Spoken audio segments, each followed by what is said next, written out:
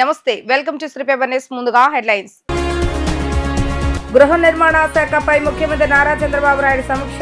2029 కల్లా ఇళ్ల నిర్మాణం పూర్తి చేయాలని అధికారులకు ఆదేశం.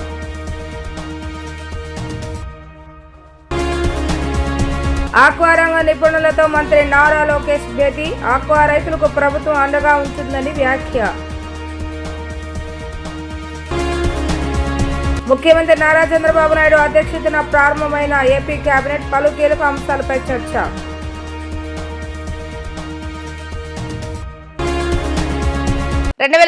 కల్లా అర్హులైన పేదలందరికీ ఇళ్ల నిర్మాణం పూర్తి చేయాలని సీఎం చంద్రబాబు నాయుడు అధికారులను ఆదేశించారు. వచ్చే 2 ఏళ్లలో మొత్తం 9 లక్షల ఇళ్ల నిర్మాణం పూర్తి చేయాలని దిశానిర్దేశం చేశారు. సచివాలయంలో గృహ నిర్మాణ శాఖపై సీఎం చంద్రబాబు నాయుడు సమీక్ష నిర్వహించారు. ఈ సందర్భంగా ఆయన మాట్లాడుతూ మార్చి నాటికి 10 లక్షల ఇళ్ల నిర్మాణాన్ని పూర్తి చేయాలన్నారు. వీటిలో 3 లక్షల ఇళ్లలో వచ్చే నెలలో సామూహిక గృహ ప్రవేశాలు చేయించాలని ఆదేశించారు. సంక్రాంతి నాటికి మరో 2 లక్షల ఇళ్లు లబ్ధిదారులకు అప్పగించాలని స్పష్టం చేశారు. ప్రస్తుతం చేపట్టిన ప్రాజెక్టులను ఏబీసీ కేటగిరీలుగా విభజించి నిర్మాణాలను పూర్తి చేయాలని ఆదేశించారు.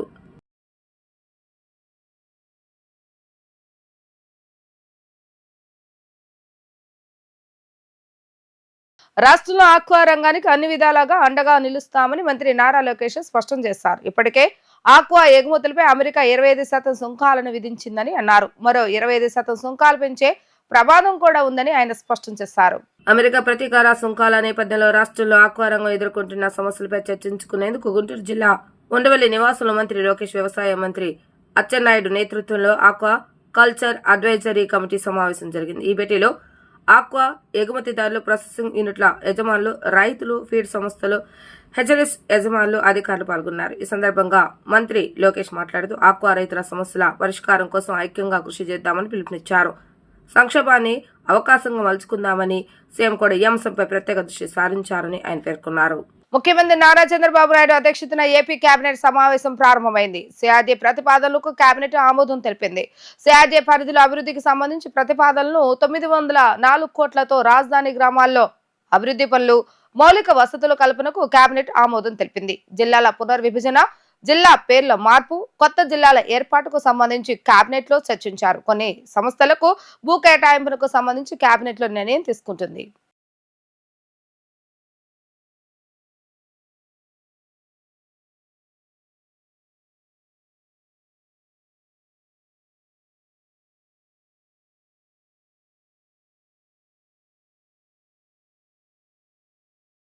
పెండింగ్ లో ఉన్న ఉపాధి హామీ పథకం బిల్లుల చెల్లింపును ప్రస్తుత ప్రభుత్వం వేగవంతం చేస్తుంది. 2014-19 మధ్య టీడీపీ హయాంలో చేసిన ఉపాధి పనులకు బిల్లుల చెల్లింపు కొనసాగుతుంది. వైసీపీ ప్రభుత్వం అప్పట్లో చెల్లించవలసిన బిల్లులను రాజకీయ కక్షతో నిలిపివేసింది. బిల్లులు ఇవ్వకపోగా పనులను కూడా నిలిపివేసింది. ఎంతో కాంట్రాక్టర్లు తీవ్ర ఇబ్బందులు పడ్డారు. ప్రస్తుత ప్రభుత్వం పెండింగ్ బిల్లులపై దృష్టి పెట్టింది. కేంద్ర ప్రభుత్వ పెద్దలతో సీఎం చంద్రబాబు నాయుడు ఈ విషయంపై పలుమార్లు చర్చించి నిధులు చెల్లింపునకు ఉన్న అడ్డంకులను తొలగించారు. అదేవిధంగా వైసీపీ ప్రభుత్వం నిలిపివేసిన 3,54,117 పనులను తిరిగి గాడిలో పెట్టడంతో పాటు బిల్లుల చెల్లింపును ప్రారంభించారు. ఈ ప్రక్రియపై సీఎం చంద్రబాబు నాయుడు సచివాలయంలో మరోసారి సమీక్షించారు. తొలుత 179.38 కోట్ల బిల్లుల చెల్లింపునకు సంబంధించి కొన్ని పనులను ప్రస్తుతం కొనసాగుతున్నవిగా గుర్తించారు. వాటిని పక్కన పెట్టి పనులు పూర్తయిన వాటికి 145 కోట్ల మేరకు చెల్లింపునకు మార్గం సుగమం అయ్యేలాగా సంబంధిత వివరాలను పంచాయతీరాజ్ శాఖ ఆన్లైన్లో అప్లోడ్ చేస్తుంది. ఈ మొత్తానికి సంబంధించి ఆర్థిక శాఖ ఎన్ఐసికి నిధులు విడుదల చేస్తుంది. పనులు చేసిన చిన్న కాంట్రాక్టర్లు, గ్రామస్తుల అకౌంట్లో ఈ నెల 23వ తేదీన ఈ నిధులు జమ కానున్నాయి. మరికొంత మొత్తానికి సంబంధించి పలు సాంకేతిక కారణాలతో చెల్లింపు ప్రక్రియ ఆగిపోయింది. వీటిపైన కసరత్తు చేయాలని అధికారులను సీఎం ఆదేశించారు. మహిళలకు ఉచిత బస్సు ప్రయాణం అమలు చేసి సీఎం చంద్రబాబు నాయుడు మాట నిలబెట్టుకున్నారని, నేటికి 65 లక్షల మంది మహిళలు ఉచితంగా బస్సు ప్రయాణం చేశారని, అందుకు గాను 25 కోట్ల రూపాయలు ఖర్చు అయిందని రవాణా శాఖ మంత్రి రాంప్రసాద్ రెడ్డి చెప్పారు. ఈ ఉచిత బస్సు ప్రయాణం వల్ల ఆర్టీసీ మరింత బలోపేతం కావడం ఖాయమని ఆయన పేర్కొన్నారు. నగరంలోని ఏపీఎస్సీఆర్టీసీ మీటింగ్ హాల్లో స్త్రీ శక్తి పథకంపై మంత్రి రాంప్రసాద్ రెడ్డి, ఏపీఎస్సీఆర్టీసీ చైర్మన్, ఉన్నత శాఖ అధికారులతో రివ్యూ నిర్వహించారు. రివ్యూ అనంతరం మంత్రి రాంప్రసాద్ రెడ్డి మాట్లాడుతూ ఎక్కువ మంది లబ్ధిదారులు ఉన్న పథకం స్త్రీ శక్తి పథకం కావడం ఎంతో ఆనందంగా ఉందని చెప్పారు. కూటమి ప్రభుత్వం మహిళలకు ఎంతో ప్రాధాన్యత ఇస్తుందని, ఈ కార్యక్రమం దిగ్విజయంగా నడుస్తుందని తెలిపారు. సీఎం చంద్రబాబు నాయుడు ఆలోచనలు అక్షరాల అమలు చేసిన ఆర్టీసీ సిబ్బందికి మా ధన్యవాదాలు తెలియజేశారు. ఈ పథకం ప్రారంభం నాటి నుంచి ఇప్పటి వరకు మహిళలకు ఇబ్బందులు కలగకుండా చర్యలు చేపట్టామని అన్నారు. ఆర్టీసీకి త్వరలో ఎలక్ట్రికల్ బస్సు వస్తున్నాయని, ఆర్టీసీ ఆస్తుల పరిరక్షణతో పాటు ఉద్యోగ భద్రతపై ప్రత్యేక దృష్టి సారించామని చెప్పారు. ఖాళీగా ఉన్న పోస్టులను త్వరలో భర్తీ చేస్తామని పేర్కొన్నారు. ఈరోజు ఎక్కువ బెనిఫిషరీస్ ఉన్న పథకం ఏదైనా ఉందంటే ఉచిత బస్సు. ఈ ఉచిత బస్సుకు స్త్రీ శక్తి అంటే మహిళను ఒక దుర్గామాతగా, ఒక శక్తిగా వర్ణిస్తూ మా ముఖ్యమంత్రి గారు నామకరణం చేయడం, ఈ కార్యక్రమాన్ని స్వాతంత్ర దినోత్సవం నాడు ప్రారంభించడం, ఇంత దిగ్విజయంగా ఈ కార్యక్రమం కూడా ఏ సమస్యలు లేకుండా 0.000% కూడా ఎక్కడ ఎవరి దగ్గర విమర్శలు లేకుండా ఈ కార్యక్రమం దిగ్విజయంగా నడుస్తూ ఉంది. ఈరోజు మా సిబ్బంది అలాగే మన అధికారులు ఇచ్చిన లెక్క ప్రకారం సుమారు 65 లక్షల మంది మహిళా ప్యాసింజర్లు ఉచితంగా ప్రయాణించడం జరిగింది. దీనికి సుమారు 25 కోట్ల రూపాయలు ఖర్చు అయింది. మేము ముందు చెప్పిన విధంగానే బాధ్యతగానే ఈ ప్రభుత్వం ఏదైతే చిత్తశుద్ధిగా మాట చెప్పిందో ఆ మాట ప్రకారమే ఏపీఎస్ఆర్టీసీకి కూడా చెల్లించడం జరుగుతుంది. ఇదంతా గౌరవ ముఖ్యమంత్రి గారి కనుసన్నల్లోనే, ఆయన నాయకత్వంలోనే జరుగుతుందని అందరికీ తెలియజేసుకుంటున్నాం. అలాగే ముఖ్యంగా కేవలం బస్సుల విషయంలోనే కాదు, ఆర్టీసీకి సంబంధించిన మన బస్ స్టేషన్లు అయితేనే బస్ షెల్టర్ల విషయంలో కూడా మా సిబ్బంది మా ఎండి గారి నాయకత్వంలో గత 6 నెలల నుంచి ప్రతి ఒక్క డిపో నుంచి కానీ, మా యొక్క బస్ షెల్టర్లు కానీ, బస్ స్టాండ్ల నుంచి కానీ ఏ సమస్య లేవనెత్తకుండా ఈ పథకం స్టార్ట్ చేసే రోజుకి మరుగుదొడ్ల విషయం అయితేనేం, అక్కడ వాటర్ అయితేనేం, అలాగే సెక్యూరిటీ విషయంలోనైతేనేం ఎక్కడ రాజీ పడకుండా చర్యలు తీసుకున్నాం. కాబట్టి ఈరోజు ఇంత ఆహ్లాదకర వాతావరణంలో మీ అందరి మధ్య ఇష్టాగోష్ఠిగా మా యొక్క సక్సెస్ స్టోరీని మీకు చెప్పుకుంటున్నామంటే ఇది ఒక టీం వర్క్గా చేశాం. ఇది కేవలం ఎన్నికల హామీ కాదు. ఎన్నికల హామీ ఇచ్చిన తర్వాత గత ప్రభుత్వాల్లో ఎన్నో కార్యక్రమాలు చేపట్టారు. 2-3 రోజుల్లోనే నీరు గార్చిన పరిస్థితి ఆ రోజుల్లో ఉంటే, ఈరోజు మేము చిత్తశుద్ధిగా ముఖ్యమంత్రి గారి ఆదేశాల మేరకు ఈ కార్యక్రమాన్ని దిగ్విజయం చేస్తామని చెప్పి మీ అందరి ముందర తెలియజేసుకుంటున్నా. అతి త్వరలోనే 750 ఎలక్ట్రికల్ బస్సులు రాబోతున్నాయి. దానికి 1500 బస్సులు అదనంగా చేసుకొని సుమారుగా వచ్చే 2-3 సంవత్సరాల్లోనే 2500 ఏసీ ఎలక్ట్రికల్ బస్సులు తీసుకొని వస్తున్నాం. దీంట్లో కూడా ముఖ్యమంత్రి గారు కొసమెరుపుగా ఒక మాట మా ఎండి గారు ఇక్కడే ఉన్నారు, వాళ్ళ దృష్టికి తీసుకొని పోతున్నా. ముఖ్యమంత్రి గారి ఉద్దేశం ఒకటే, రాబోయే కాలంలో రాష్ట్రంలో ఏ రాష్ట్రంలో లేని విధంగా పల్లె వెలుగు బస్సుల్లో కూడా ఏసీ ఎయిర్ కండిషన్తో నా రాష్ట్ర మహిళలు ప్రయాణించాలా, నా రాష్ట్ర ప్రజలు ప్రయాణించాలని చెప్పి ముఖ్యమంత్రి గారు మాతో అన్న మాటలను తప్పకుండా వచ్చే 2 సంవత్సరాల్లో నెరవేర్చే విధంగా కూడా చర్యలు తీసుకుంటామని మీ అందరి ముందర తెలియజేసుకుంటూ సెలవు తీసుకుంటున్నా. రక్తదానం ఒక పుణ్యకార్యమని, ఒక నిండు జీవితాన్ని రక్షిస్తుందని బ్రహ్మకుమారిస్ విజయవాడ సీనియర్ రాజయోగ టీచర్ రత్నకుమారి తెలిపారు. ఇతరులకు జీవించేందుకు ఒక అవకాశాన్ని కల్పించే రక్తదానం చేయడంతో అనంతమైనటువంటి ఆశీర్వాదాలు అందుతాయన్నారు. విశ్వ బంధుత్వ దినోత్సవ శుభ సందర్భంగా బ్రహ్మకుమారిస్ జాతీయ యోగా రక్తదిన శిబిరాలను నిర్వహిస్తున్నట్లుగా తెలిపారు. విజయవాడలో 4 రోజుల పాటు ఈ శిబిరాలు జరుగుతాయని, rotary club of Vijayawada icons తమకు సహకరిస్తున్నట్లుగా ఆమె తెలిపారు. విశ్వ బంధుత్వ దినోత్సవం శుభ సందర్భంగా విజయవాడ బ్రహ్మకుమారి సమాజ సేవా విభాగం ఆధ్వర్యంలో rotary club of Vijayawada icons నిర్వహణలో ఈ నెల 22వ తేదీ నుంచి 25వ తేదీ వరకు మెగా రక్తదాన శిబిరాలు నిర్వహిస్తున్నట్లుగా బ్రహ్మకుమారి సీనియర్ రాజ యోగా టీచర్ కాశీ రత్నకుమారి తెలిపారు. విజయవాడ ప్రెస్ క్లబ్ లో నిర్వహించిన విలేకరుల సమావేశంలో రత్నకుమారి మాట్లాడుతూ 4 రోజుల పాటు నిర్వహించనున్న రక్తదాన శిబిర విశేషాలను వివరించారు. ఈ సందర్భంగా నిర్వహించే మెగా రక్తదాన శిబిరాలకు ప్రతి ఒక్కరూ వచ్చి రక్తదానం చేయాలని కోరారు.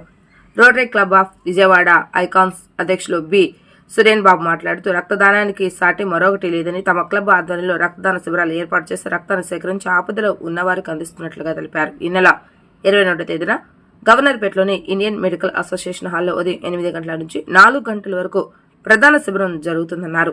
24వ తేదీన ఐకాన్ పబ్లిక్ స్కూల్, 25వ తేదీన శాతవాహన కళాశాలలో రక్తదాన శిబిరాలు ఉంటాయని, రక్తదాతలు ముందుకు వచ్చి ఈ యొక్క కార్యక్రమాన్ని విజయవంతం చేయాలని కోరారు. క్లబ్ కార్యదర్శి పసుపులెట్టి కిరణకుమార్, రక్తదాన శిబిరాల కోఆర్డినేటర్ డాక్టర్ సిహెచ్ రామచంద్ రక్తదాన శిబిరాల నిర్వహణ తీరును వివరించారు. బ్రహ్మకుమారి విజయవాడ తరఫున ప్రజాపిత బ్రహ్మకుమారి ఈశ్వర్య విశ్వవిద్యాలయంలో ఎన్నో సేవా కార్యక్రమాలు చేస్తూ ఉంటారు. ఇది ఒక అంతర్జాతీయ విశ్వవిద్యాలయం. ఇక్కడ ముఖ్యంగా 21 రకాల వింగ్స్ ద్వారా సమాజ సేవలు చేస్తూ ఉన్నాము. ఈ 21 వింగ్స్ లో సమాజ సేవ సోషల్ సర్వీస్ వింగ్ వైపు నుంచి ఈ సంవత్సరం ఒక ప్రాజెక్ట్ ని తీసుకోవడం జరిగింది, కొత్తగా చేపట్టడం జరిగింది.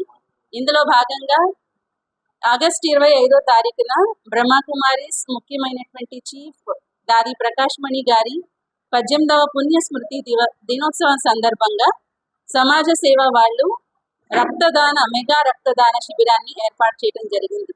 అంటే మొత్తం జాతీయ మెగా రక్తదాన శిబిరం ఏర్పాటు చేయడం జరిగింది. ఇందులో దేశంలో ఉన్నటువంటి ప్రజలందరూ కూడా వారు రక్తదానాన్ని ఇచ్చి ఉచితంగా అందరికీ రక్తాన్ని పంచటంలో కూడా సహాయం చేస్తారనే ఉద్దేశంలో అందరూ ఈ రోజు అనేక రకాల రోగాలతో బాధపడుతూ ఉన్నారు. వాళ్ళందరికీ రక్తం కూడా అవసరం పడుతుంది. సో ఆ రకంగా కూడా సహాయం చేస్తాము, ఒకరికొకరు సహాయపరుచుకుంటాము అనే ఉద్దేశంతో ఈ సేవా కార్యక్రమాన్ని చేపట్టడం జరిగింది. ఇందులో భాగంగా జాతీయ మొత్తం దేశమంతా కూడా ఏవైతే బ్రహ్మకుమారిల సేవా కేంద్రాలు ఉన్నాయో అన్ని సేవా కేంద్రాలలో ఆగస్టు 22 నుంచి 25 వరకు ఈ 4 రోజులు రక్తదాన శిబిరాలు ఏర్పాటు చేయడం జరిగింది. అలాగే మన విజయవాడలో కూడా rotary club lines of Vijayawada వారు కూడా ఐకాన్స్ వారు కూడా ఏర్పాటు చేశారు. అలాగే మనం ఇంకా అనేక రకాల బ్యాంక్స్ వాళ్ళని కూడా కలుపుకున్నాము. ఇండియా నుంచి 1,00,000 యూనిట్లని సేకరించాలనేది ఒక ముఖ్య ఉద్దేశం అన్నమాట. విజయవాడలో కూడా మనం పలు చోట్ల ఈ కార్యక్రమాన్ని ఏర్పాటు చేసుకున్నాం. మనం IMA హాల్లో ఆగస్టు 22వ తారీఖున శుక్రవారం ఉదయం 8 గంటల నుంచి 1 గంట వరకు ఈ కార్యక్రమం ఉంటుంది. అలాగే 23వ తారీఖు మన బిఆర్ సిద్ధార్థ కానూరులో ఉంటుంది. అలాగే 24 శాతవాహన కాలేజ్లో కార్యక్రమం ఉంటుంది, రక్తదాన కార్యక్రమం. అలాగే 24వ తారీఖే మనం ఐకాన్ పబ్లిక్ స్కూల్లో కూడా rotary lines of clubs of Vijayawada వారి ద్వారా కూడా మనం అక్కడ కార్యక్రమాన్ని చేపట్టడం జరిగింది. అలాగే PSCMR ఇంజనీరింగ్ కాలేజ్ కొత్తపేట అంటే 1 టౌన్లో కూడా మనం ఈ కార్యక్రమాన్ని 22వ తారీఖు శుక్రవారం 8 నుంచి సాయంత్రం 4 వరకు ఈ కార్యక్రమం చేపట్టాము. ఇలా ఎన్నో చోట్ల 22 నుంచి 25 వరకు ఈ విజయవాడలో కార్యక్రమాలు చేపట్టి రక్తదాన శిబిరాలను ఏర్పాటు చేశాము. ఈ నెల 22 నుంచి 25వ తేదీ వరకు జరిగే రక్తదాన శిబిరంలో బ్రహ్మకుమారిస్తో కలిసి ఈ దేశవ్యాప్తంగా జరిగే ఈ రక్తదాన శిబిరాల్లో విజయవాడ ఏరియాకి rotary club of Vijayawada icons తరఫున మేము కూడా భాగస్వాములయ్యి ఈ కార్యక్రమంలో పాల్పంచుకుంటున్నాము. కాబట్టి ఐకాన్స్ తరఫున విజయవాడ నగర ప్రజలందరికీ కూడా ఈ రక్తదాన శిబిరాల్లో పాల్గొని రక్తదానం చేసి ఎంతోమంది జీవితాలని ఎంతోమంది ప్రాణాలను కాపాడాలని కోరుకుంటూ సెలవు. సీఎం చంద్రబాబు నాయుడు సహకారంతో రాష్ట్రంలో క్రీడల అభివృద్ధికి మరిన్ని చర్యలు చేపడుతున్నట్లుగా రాష్ట్ర క్రీడా శాఖ మంత్రి రాంప్రసాద్ తెలిపారు. విద్యార్థుల చదువులతో పాటు క్రీడల్లో కూడా రాణించవలసిన అవసరం ఎంతైనా ఉందని, క్రీడల ద్వారా ఉపాధి అవకాశాలు మెండుగా ఉన్నాయని ఆయన తెలియజేశారు. పడమట ఇండోర్ స్టేడియంలో యువాంధ్ర కబడ్డీ ఛాంపియన్షిప్ పోటీలు రసవత్తరంగా కొనసాగుతున్నాయి. ఇందులో భాగంగా రాష్ట్ర క్రీడా శాఖ మంత్రి రాంప్రసాద్ రెడ్డి ఈ పోటీలకు ముఖ్య అతిథిగా విచ్చేసి భీమవరం బుల్డోజర్స్ తిరుపతి కింగ్స్ మధ్య జరుగుతున్న మ్యాచ్ ను ప్రారంభించిన అనంతరం క్రీడాకారులను పరిచయం చేసుకుని మ్యాచ్ ను తిలకించారు. ఈ సందర్భంగా మంత్రి రాంప్రసాద్ రెడ్డి మాట్లాడుతూ ఆంధ్ర కబడ్డీ అసోసియేషన్ ప్రతిష్టాత్మకంగా యువ ఆంధ్ర కబడ్డీ ఛాంపియన్షిప్ పోటీలను నిర్వహించడం అభినందనీయమన్నారు. గ్రామీణ ప్రాంతాల్లో ఉన్న యువకులను ప్రోత్సహించాలన్న ఉద్దేశంతో కబడ్డీ పోటీలు నిర్వహించడం శుభపరిణామం అని తెలిపారు. రాష్ట్రంలో సీఎం చంద్రబాబు నాయుడు క్రీడా రంగం అభివృద్ధికి పెద్దపీట వేస్తున్నారని చెప్పారు. ఆంధ్ర క్రికెట్ అసోసియేషన్ తరపున ఎంపీ కేసినేని చిన్ని ఆధ్వర్యంలో APL పోటీలు కూడా జరుగుతున్నాయని, త్వరలో ఏషియన్ గేమ్స్ కూడా నిర్వహిస్తున్నట్లుగా తెలియజేస్తారు. విద్యార్థులకు చదువుతో పాటు అన్ని రంగాల్లో రాణించవలసిన అవసరం ఉందని చెప్పారు. ప్రస్తుతం క్రీడా రంగంలోనే ఎక్కువ శాతం ఉద్యోగ అవకాశాలు లభిస్తున్నాయని, విద్యార్థులు ఆ దిశగా ప్రయత్నం చేయాలని ఆయన సూచించారు. అనంతరం Andhra kabaddi association working president Arjun Rao మాట్లాడుతూ 8 టీముల మధ్య ఈ పోటీలు నిర్వహిస్తున్నామని, పోటీల్లో ప్రతిభ కనిపించిన టీంలను తెలంగాణతో జరిగే టోర్నమెంట్కు ఎంపిక చేస్తామని తెలియజేశారు. కబడ్డీ క్రీడ అభివృద్ధికి తన వంతు సహాయం చేస్తామని మంత్రి రాంప్రసాద్ రెడ్డి ప్రకటించడం పట్ల సంతోషం వ్యక్తం చేస్తున్నట్లుగా తెలిపారు.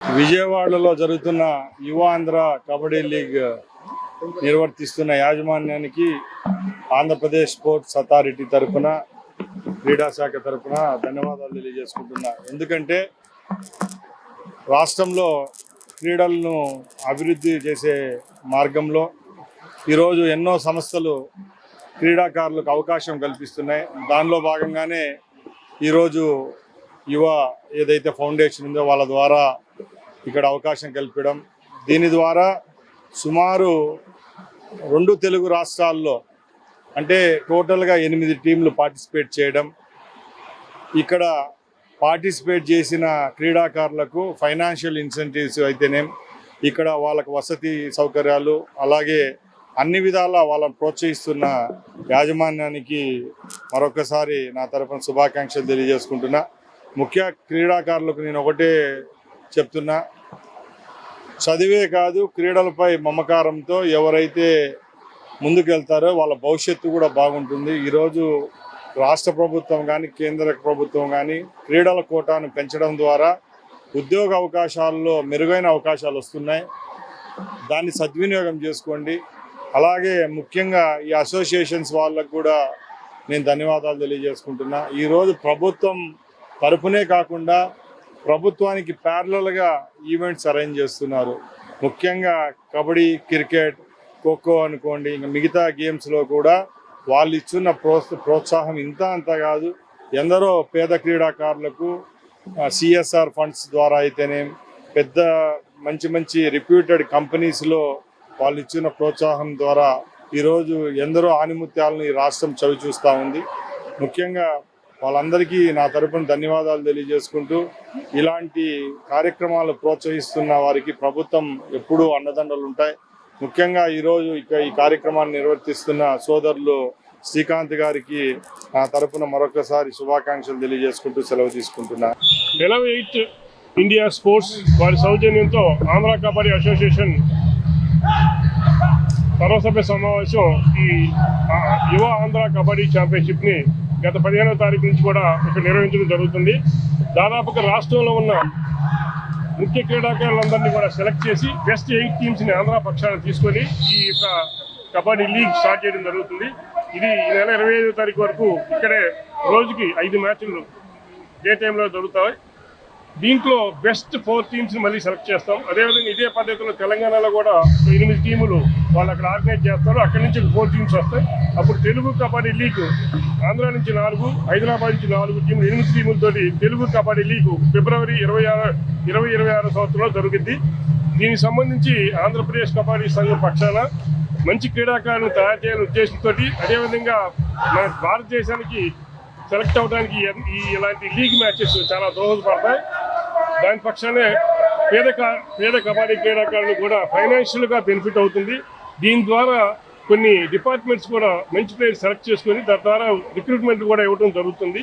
ఈ విధంగా ఈ కబడ్డీ లీగ్ని ఆంధ్ర కబడ్డీ అసోసియేషన్ ఆధ్వర్యంలో ఎవరైతే మా నాయకులు ఈ ఎలమంచిలి శ్రీకాంత్ కానీ, అదేవిధంగా కేవీ పద్మావతి ప్రెసిడెంట్ గారు కానీ వీళ్ళ సహకారంతో, అదేవిధంగా టోటల్ ఎగ్జిక్యూటివ్ వారి మొత్తం కూడా ఈ టోర్నమెంట్ నిర్వహణకు అభ్యంతరం లేకుండా ఈ సర్వసభ తీర్మానించడం జరిగింది. తద్వారా రాబోయే రోజుల్లో తెలుగు కబడ్డీ లీగ్ కూడా దిగ్విజయంగా మన ఆంధ్రాలో కొన్ని మ్యాచ్లు, హైదరాబాద్లో కొన్ని మ్యాచ్లు నిర్వహించడం జరుగుతుంది. శ్రీశక్తి పథకం అమలుతో ప్రతి ఒక్కరి మహిళా కళల్లో ఆనందం కనబడుతుందని Janasena central Andhra zone convener Badata Shankar అన్నారు. కూటమి ప్రభుత్వం ఇచ్చిన సూపర్ 6 హామీలను సూపర్ వేగంగా అమలు చేసుకుంటూ ముందుకు వెళ్తుందని చెప్పారు.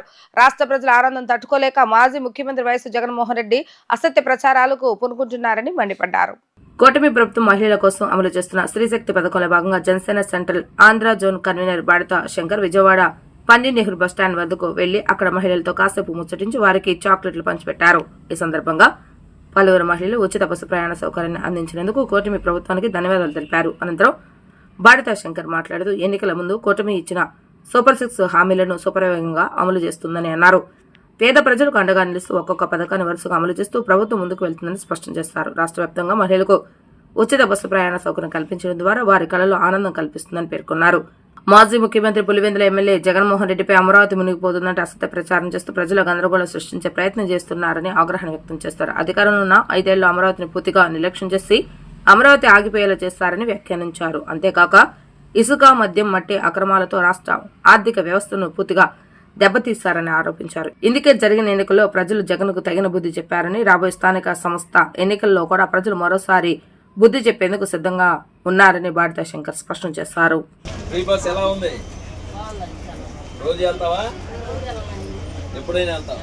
ఎంత టికెట్ ఎంత ఇస్తావు?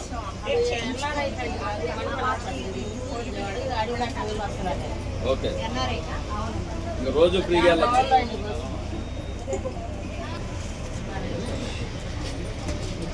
అమ్మా ఎక్కడికి వెళ్తున్నారు? స్టూడెంటా మీరు? ఎంత టికెట్ ఎంత? ఎవరికి టికెట్ ఎంత? ఇదే ఫస్ట్ టైమా?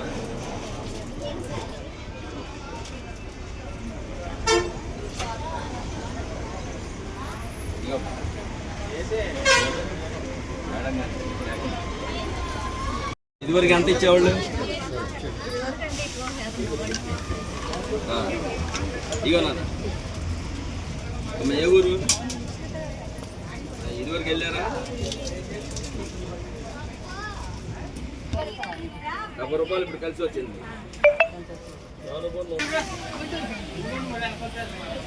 అంతా గుంటూరే. రోజు వెళ్తారా?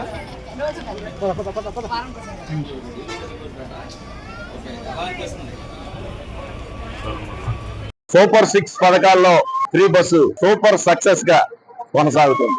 కూటమి ప్రభుత్వం ఏర్పాటు దగ్గర కాడి నుంచి కూడా ప్రజలకి ఏవైతే వాగ్దానాలు చేసామో సూపర్ 6 లో అన్ని కూడా అమలు చేస్తూ పవన్ కళ్యాణ్ గారి నాయకత్వంలో, చంద్రబాబు గారి నాయకత్వంలో ఈ కూటమి ప్రభుత్వం పేద ప్రజలకి అండగా ఉంటూ ఈ ఫ్రీ బస్సుని అమలు చేస్తున్న అందరూ కూడా మహిళలు ఎంతో ఆనందంగా, వారు ఏ ఊరికి వెళ్ళాలన్నా సరే బస్సు ఎక్కి ఆనందంగా వాళ్ళ ముఖాల్లో ఎంతో ఆనందం కనబడుతుంది. మరి ఈ ప్రభుత్వం ఇచ్చిన హామీలన్నీ కూడా నెరవేరుస్తూ దిగ్విజయంగా కొనసాగుతున్న ఈ కూటమి ప్రభుత్వానికి మహిళలు అండగా ఉన్నారని ఈ రోజు చూస్తే మనందరికి కూడా ఈ మీడియా వారి సమక్షంలో మహిళలతో మాట్లాడితే వాళ్ళ ముఖాల్లో ఆనందం, ఎనలేని ఆనందం వచ్చింది. మరి ఈ కూటమి ప్రభుత్వానికి అందరం కూడా మద్దతు ఇచ్చి పెద్ద ఎత్తున మనం మద్దతు పలికాం, మంచి మెజారిటీ ఇచ్చాం. కాబట్టి ఈ సూపర్ 6 సక్సెస్ అయింది. కాబట్టి రాష్ట్రంలో పరిస్థితులను బట్టి మనం అందరం కూడా కూటమి ప్రభుత్వానికి ఎప్పుడు కూడా మద్దతుగా ఉన్నాం, మద్దతుగా ఉంటామని కూడా తెలియజేస్తున్నా.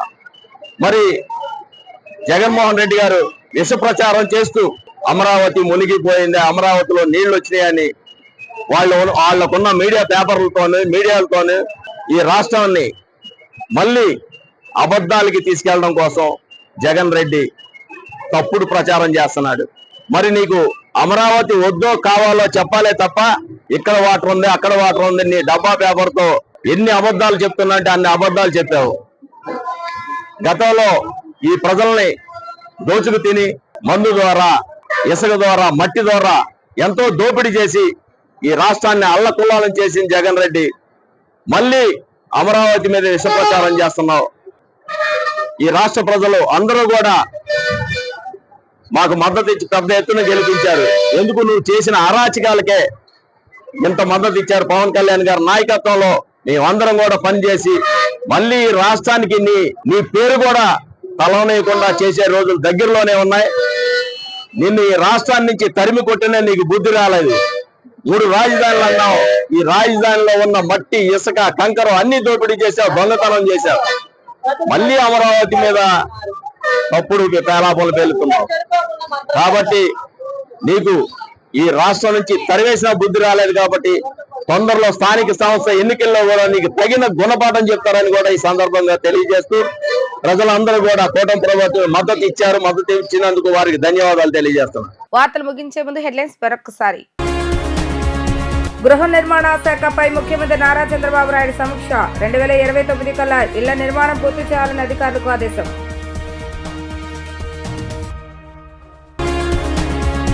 ఆక్వా రంగ నిపుణులతో మంత్రి నారా లోకేష్ భేటీ. ఆక్వా రైతులకు ప్రభుత్వం అండగా ఉంటుందని వ్యాఖ్య. ముఖ్యమంత్రి నారా చంద్రబాబు నాయుడు అధ్యక్షతన ప్రారంభమైన ఏపీ కేబినెట్ పలు కీలక అంశాలపై చర్చ.